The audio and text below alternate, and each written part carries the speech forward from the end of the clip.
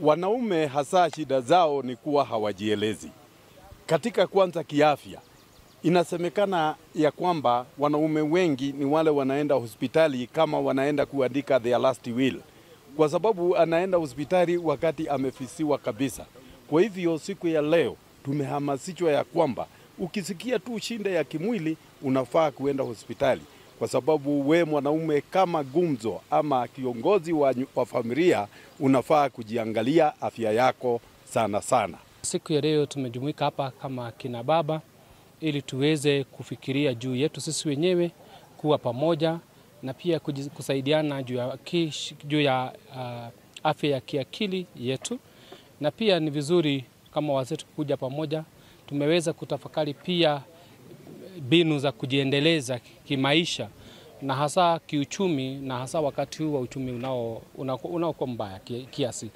Tunaomba akina baba wote mwenye akona shida ya kiakili ama akona matatizo angeweza kuomba msaada, atafute msaada, na wale ambao sasa already washasaidika waweze kuwasaidia wengine. Siku ya leo tulikuwa tumejumuika kama wanaume wa Katoliki ili tuweze kuwa pamoja, kwa sababu tukiangalia katika ile mambo ambayo inaendelea katika dunia saa hii, wanaume wengi wamejiachilia sana. Tukiangalia katika afya yetu ya kiakili na tukisikia kama ile data yenye inaendelea katika nchi, wale watu ambao wanajitoa uhai wengi zaidi ni wanaume, zaidi ya 80%. Na tukaona ni mzuri wanaume waanze kuinvest na hao wenyewe.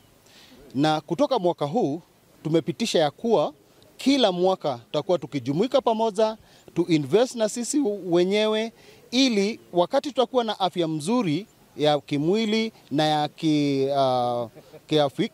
kifikra, tutaweza kuangalia mazingira yetu vyema na jamii yote itakuwa na furaha. Tumeweza kujifunza mambo mengi ambayo yanahusiana na afya ya mwanaume.